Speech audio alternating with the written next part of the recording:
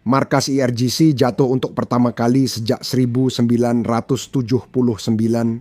Perang tampaknya sudah dekat, menurut peringatan dari berbagai sumber intelijen hari ini.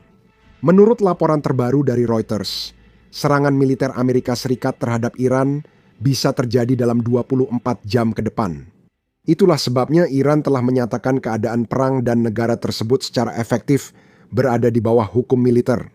Jika terjadi perang, itu akan terjadi di beberapa front. Jadi mari kita mulai dengan markas besar IRGC. Kelompok militan Kurdi PKA mengatakan bahwa mereka telah menghancurkan markas besar IRGC di Kermanshah. Rezim Iran telah mengerahkan puluhan ribu pasukan bersenjata untuk melawan balik. Pernyataan itu menegaskan operasi ini sebagai balas dendam atas rekan mereka yang gugur. Jika dikonfirmasi, ini akan menjadi perubahan besar dalam revolusi. Ini bukan lagi protes, tapi perlawanan bersenjata yang mengambil alih kendali. Ini juga berarti untuk pertama kali sejak revolusi 1979, markas IRGC direbut.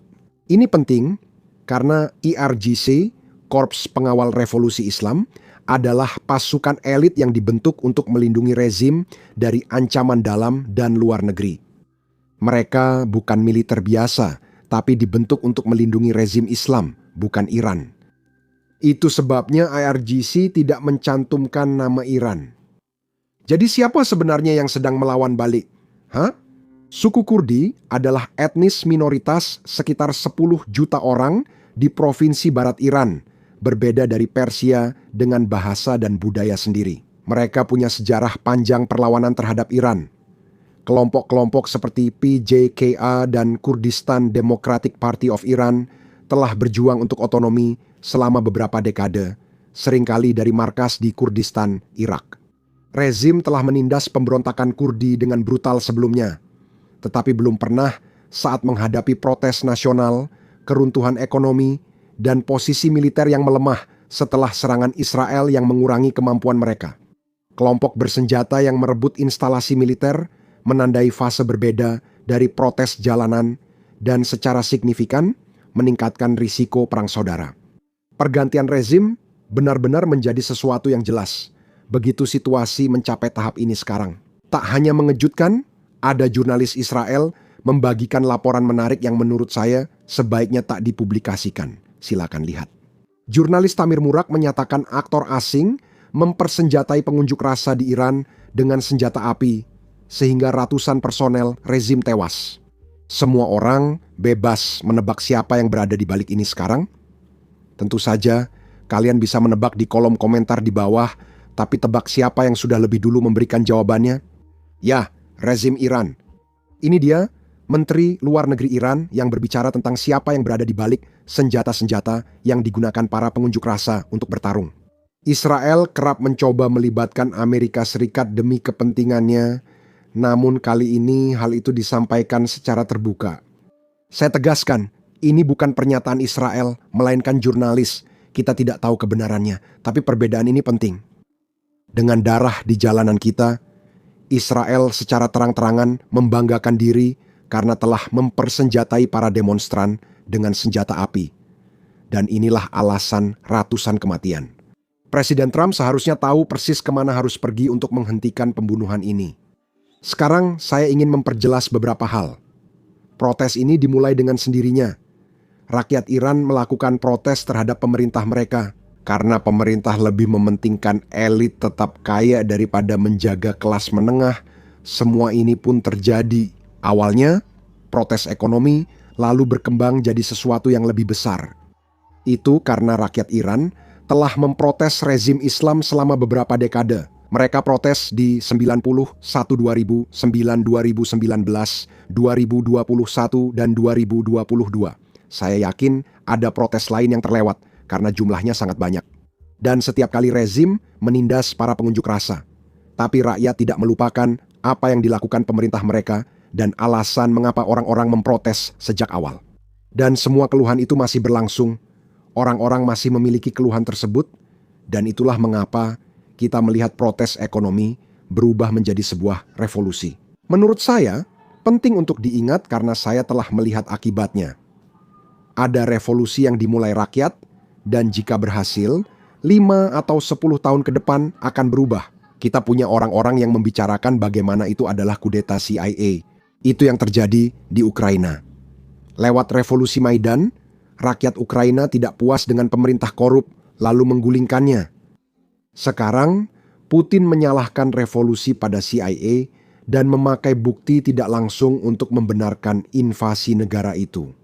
Saya yakin 10 tahun lagi seseorang akan melakukan hal yang sama dan memakai tweet ini, tapi ingat, tweet ini hanya dari seorang jurnalis. Tentu saja, ini bukan berarti Mossad tak terlibat di Iran. Saya yakin Mossad dan Amerika Serikat membantu demonstran. Namun, penting diingat, protes terjadi akibat pemerintah tak memenuhi kebutuhan rakyat. Protes itu bukan karena Mossad atau CIA membayar jutaan orang. Itu jelas tidak masuk akal. Dan siapa lagi yang setuju dengan ini? Presiden Iran. Ia baru saja menyatakan pemerintah Iran yang bertanggung jawab atas semua ini. Dengarkan baik-baik. Jadi ternyata beberapa klip yang kami tampilkan dianggap terlalu berlebihan oleh YouTube. Karena kemarin salah satu video kami didemonetisasi dan dibatasi. Bagian terburuk dari didemonetisasi adalah YouTube kemudian tidak menampilkan video-video kami kepada penonton kami. Dan itu berarti kalian tidak tahu ketika kami membahas beberapa berita. Jadi kalau bisa, silakan luangkan waktu sebentar dan tekan tombol subscribe di bawah ini. Itu benar-benar membantu kami dalam algoritma. Sekarang mari kita masuk ke klip ini. Kita bisa melakukan hal-hal ini. Rakyat tidak puas kita dan kamu yang disalahkan. Jangan cari Amerika atau siapapun. Kita harus melayani mereka agar tetap puas dan mengelola sumber daya dengan baik. Kitalah yang harus mencari jalan dan menyelesaikan masalah. Kitalah yang harus berusaha dan menemukan solusi untuk masalah-masalah ini. Berdiri di sana berkata, "Pak, beri dana agar kami belanja. Kita hanya mengelola pengeluaran, bukan pendapatan, kualitas, efisiensi, dan produktivitas." Sekarang kita hanya belanja. Dulu saya sering bilang 3 kali. Tapi kita mengonsumsi listrik 6 kali lebih banyak daripada Eropa, secara proporsional dalam jumlah dan angka. Mereka punya uang, kita tidak, lalu kita bilang rakyat kelaparan. Ya, kita mengelolanya dengan buruk.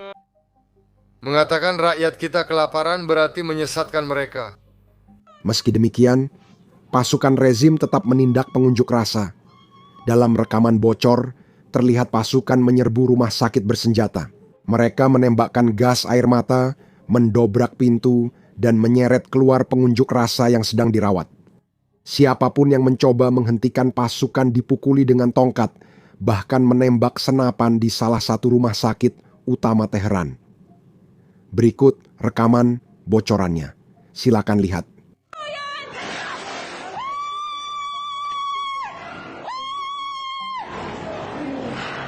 Terima kasih banyak. Terima kasih sudah menonton. Terima kasih.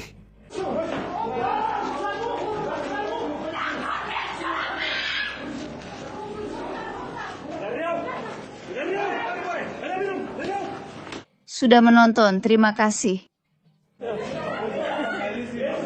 Inilah alasan serangan Amerika Serikat ke Iran tampak akan segera terjadi. Dan itu bukan saya yang bilang, itu berasal dari Reuters. Yang mendapatkan informasi ini, seorang pejabat Eropa mengatakan kepada Reuters. Semua sinyal menunjukkan serangan Amerika Serikat sudah dekat, tapi pemerintahan ini memang bertindak agar semua tetap waspada. Ketidakpastian adalah bagian dari strategi. Kutipan selesai. Lalu ada 2 pejabat Eropa lainnya yang mengatakan kepada Reuters bahwa intervensi militer Amerika Serikat bisa terjadi dalam 24 jam ke depan. Seorang pejabat Israel menyatakan Trump telah memutuskan intervensi meski cakupan dan waktunya belum jelas. Laporan ini juga sejalan dengan beberapa pergerakan yang sudah kita lihat di pangkalan-pangkalan Amerika Serikat di Timur Tengah. Silakan dengarkan. Ada berita terbaru. Anda dapat melihat peta di layar yang menunjukkan lokasi pangkalan militer Amerika Serikat di Timur Tengah. Sekarang kami dapat mengonfirmasi bahwa Amerika Serikat sedang menarik sebagian personel dari pangkalan-pangkalan utama di seluruh Timur Tengah karena meningkatnya ketegangan regional. Dan lihat beberapa di antaranya di Qatar. Pangkalan Udara Al-Udaid menampung sekitar 8.000 sampai 10.000 personel militer Amerika Serikat dan merupakan salah satu pangkalan terbesar mereka. Banyak pangkalan militer di Kuwait telah lama beroperasi, bahkan puluhan tahun. Jadi jumlah penarikan yang dilakukan masih belum diketahui. Dan kenapa? Dan kenapa itu menjadi pertanyaan utama? Apakah kita akan melakukan aksi militer mungkin di Iran? Yang memperburuk situasi, televisi pemerintah Iran tampaknya kembali mengancam akan membunuh Presiden Trump. Mereka baru saja menampilkan foto Trump usai upaya pembunuhan di Pennsylvania, tapi itu bagian buruknya. Di bawah foto ada teks Persia yang berbunyi, "Tembakan berikutnya tidak akan meleset. Saya merasa ini tidak akan berjalan seperti yang diharapkan para pejabat Iran, tapi hanya waktu yang akan menjawabnya." Tekan tombol subscribe. Saya Sam, sampai jumpa di video berikutnya. Salah satu tantangan membuat video seperti ini adalah menampilkan banyak serangan drone meski tanpa korban manusia atau tentara Rusia. Dalam video, YouTube biasanya mendemonetisasi atau membatasi video kami. Bahkan, dalam seminggu terakhir, kami memiliki 4 video perang yang didemonetisasi menurut YouTube. Video serangan drone atau rekaman dari garis depan dibatasi karena dianggap tidak ramah bagi pengiklan.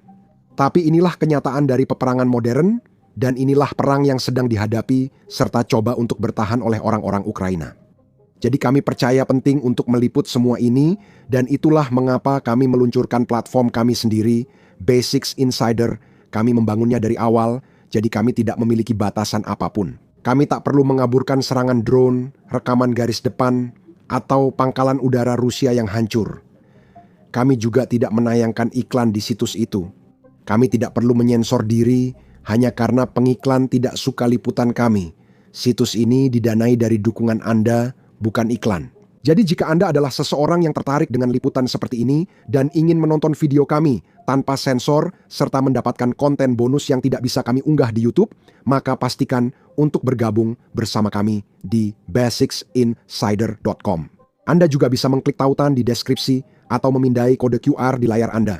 Dengan bergabung, Anda dapat menonton semua konten yang sudah kami unggah dan semua video yang akan kami unggah di masa depan.